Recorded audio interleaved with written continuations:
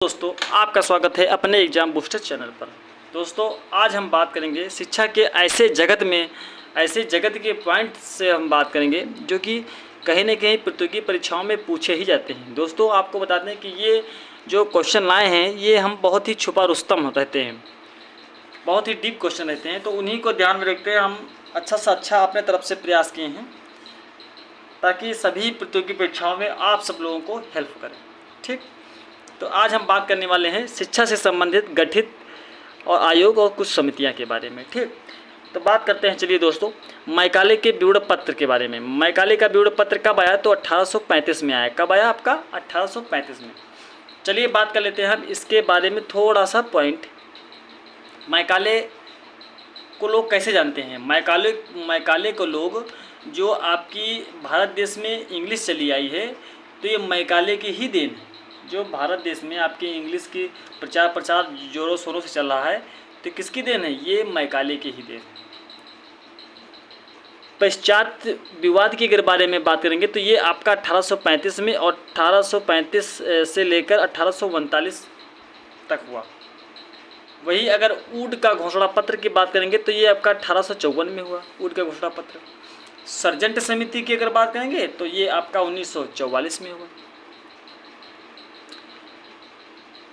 अगर वही बात कर लेते हैं कि हंटर आयोग, तो हंटर आयोग कब आया? तो 1882 में आया। किसके शासनकाल में आया? तो सर विलियम्स हंटर के उसमें आया। ये किससे संबंधित है? तो ये आपका प्राथमिक विद्यालय से संबंधित है। किससे?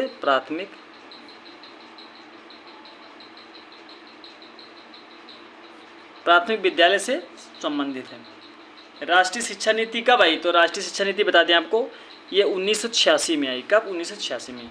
डॉक्टर यशपाल समिति, तो ये आपका 1992 में हुई। ठीक, कोठारी आयोग, ये आपका 1964 से लेकर 1966। किसने किया था? तो दौलत सिंह कोठारी ने किया था। किसने किया था? दौलत सिंह कोठारी ने कोठारी आयोग का गठन किया था। माध्यमिक शिक्षा का आयोग, तो ये आपका 1952 में। कब? 1952 में डॉक्टर लक्ष्मी स्वामी मुदालियर ने किया। किसने किया? डॉक्टर लक्ष्मण स्वामी मुदालियर ने किया। अब बात करते हैं कुछ परियोजनाओं के बारे में, जैसे कि एक ऑपरेशन ब्लैक बोर्ड स्थापना, तो वो आपके 1987 में लागू कब हुआ? 1992 में। ठीक, अब ब्लैक बोर्ड क्या चीज़ है? तो ब्लैक बोर्ड आपको बता दें, वैसे बहुत बच्चे समझते हैं कि जो स्कूल में ब्लैक होता है जिस पे लिखा आता है वो ब्लैक बोर्ड, तो वो ब्लैक बोर्ड वो चीज़ नहीं है। ब्लैक बोर्ड योजना कब लागू किया गया? जब आपकी प्राथमिक विद्यालय में संसाधनों की कमी हुई, तो सरकार ने क्या किया कि ऑपरेशन ब्लैक बोर्ड चलाया। इन ऑपरेशन ब्लैक बोर्ड से आपको जितनी भी संसाधन की कमी थी, इन ब्लैक बोर्ड ऑपरेशन के जरिए जो है उसको पूरा कराया। ठीक, तो ऑपरेशन ब्लैक बोर्ड जो है, जो आपके प्राथमिक विद्यालय में संसाधन कमी थी, उन संसाधनों को लेकर जो है वो पूरा कराया। ठीक, ऑपरेशन ब्लैक बोर्ड। अच्छा, बेसिक शिक्षा परियोजना ये कब चली? तो आपको बता दें कि ये आपका 1993 में, लेकिन जब इसका जो अधिनियम आया था बेसिक शिक्षा का, तो वो आपका 1972 में आया था। सर्व शिक्षा अभियान की बात करें तो ये 2 अक्टूबर 1998 में हुई और लागू जो है आपका ये 2001 में हुआ। कब हुआ? लागू जो है 2001 में हुआ। कस्तूरबा गांधी बालिका विद्यालय योजना की बात करते हैं हम, तो ये आपका 2004 में हुआ। कब हुआ? 2004 में। वही अगर राष्ट्रीय साक्षरता अभियान की अगर हम बात करते हैं तो ये आपका 1988 में हुआ। कब हुआ? 1988 में। अच्छा, अब बात करते हैं कि जिला प्राथमिक शिक्षा कार्यक्रम, तो ये आपका 1994 में हुआ भाई। राष्ट्रीय बाल श्रमिक योजना, तो ये आपका 1987 में हुआ। बात करते हैं कि मध्याह्न भोजन को अब पोषाहार वितरण भी कहते हैं। ठीक, यह जो है 15 अगस्त 1995 से स्टार्ट हुआ और जो पका हुआ भोजन बच्चे को मिलने लगा ये 2004 से मिलने लगा। ठीक, मध्याह्न भोजन को शॉर्टकट में मिड डे मील बोलते थे। ठीक, तो वो क्या हुआ, अब मिड डे मील का नाम बदलकर जो है ये पीएम पोषण योजना रखा गया। क्या रखा गया? पीएम पोषण योजना। अब बात करते हैं कुछ अध्यक्ष के बारे में कि माध्यमिक शिक्षा आयोग ये कब आया? तो डॉक्टर लक्ष्मी स्वामी मुदालियर के नेतृत्व में आया। हंटर कमीशन के समक्ष कौन था अध्यक्ष? तो दादा भाई नौरोजी थे। जो हंटर कमीशन जब आयोग आपका आया था जो है प्राथमिक शिक्षा के लिए, तो उस टाइम जो अध्यक्ष थे आपका तो दादा भाई नौरोजी जी थे। सर्वप्रथम अनिवार्य प्राथमिक शिक्षा के अध्यक्ष कौन थे उस टाइम? तो आपका गोपाल कृष्ण गोखले थे। जो सर्व शिक्षा अनिवार्य प्राथमिक शिक्षा सरकार के समक्ष जो प्रस्तुत करवाया था तो वो आपके थे गोपाल कृष्ण गोखले जी थे। राष्ट्रीय पठचर्या का रूपरेख जो 2005 का था वो प्रोफेसर यशपाल जी थे। आपको राष्ट्रीय इसको बोलते हैं एनसीएफ, क्या बोलते हैं? एनसीएफ 2005। उसके उस जो है जो अध्यक्ष थे तो वो प्रोफेसर यशपाल जी थे। आपको बता दें कि जब से एनसीएफ आ गया है आपका 2005 आ गया है तब से बच्चों को बहुत राहत मिली है, क्योंकि जो आपका एनसीएफ है वो बच्चे के अकॉर्डिंग ही है। ठीक, बच्चे के हिसाब से एनसीएफ को रखा गया है। यानी जैसे बच्चे को अगर कोई चीज़ करना है तो सबसे पहले उन्होंने यह योजना चालू की कि बर्डन विथआउट लर्निंग, यानी बिना बोझ की शिक्षा। ठीक, और ये क्या है कि करके सीखने पर बल दिया। ठीक, बाल केंद्रित कर दिया गया, प्रयोगात्मक विधि द्वारा कराया जाए।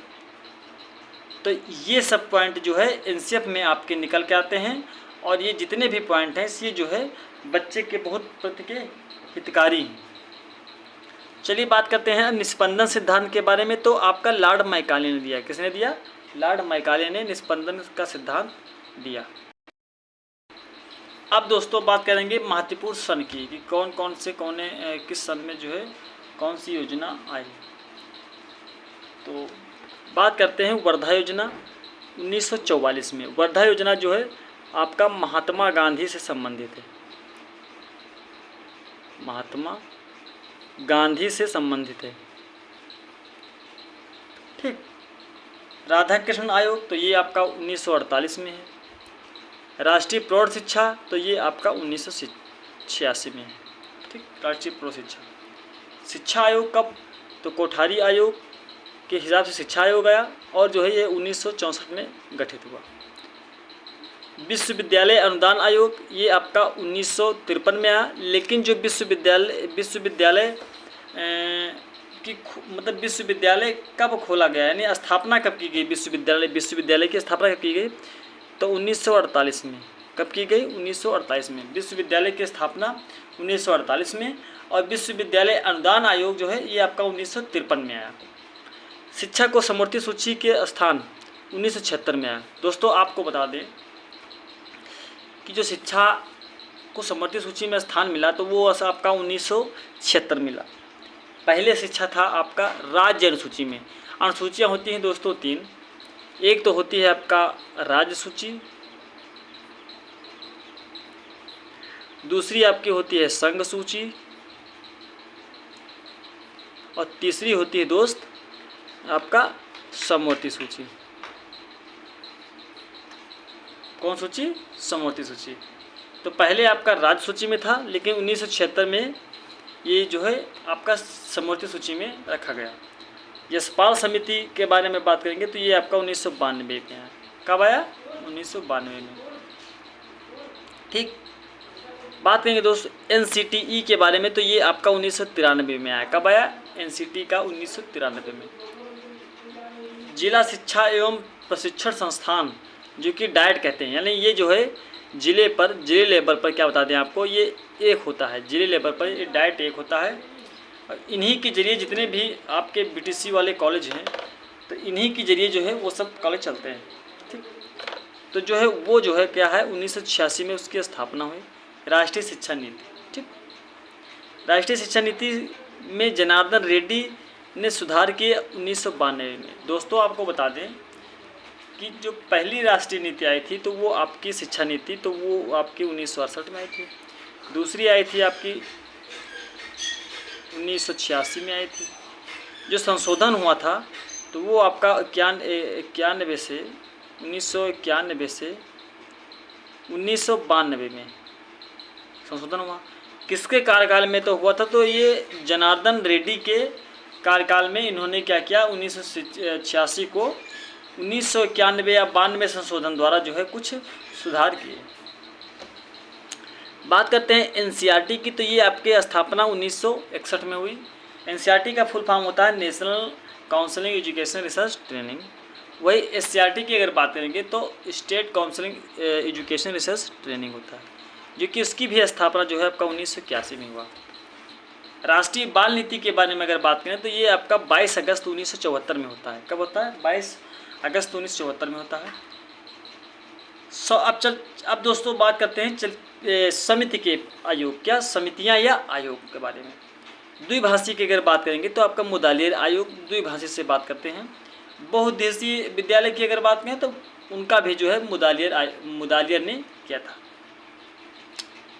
अगर अपव्यय व अवरोधन किसने किया था तो हार्टंग समिति के बारे में। किसने? हार्टंग समिति में। ठीक। भारत में आधुनिक शिक्षा के जनक चार्ल्स ग्रैंट थे और वर्धा के जन्मदाता कौन थे तो महात्मा गांधी जी थे। दोस्तों आपको वहाँ बताया था कि जो वर्धा योजना है वो महात्मा गांधी जी द्वारा चलाया गया था। ठीक। अब चलते हैं, कुछ बात कर लेते हैं महात्मा गांधी के जी के बारे में। जैसे महात्मा गांधी का जन्म कब हुआ था तो 1869 में। कहाँ पर हुआ था? पोरबंदर, जो कि गुजरात में पड़ता है।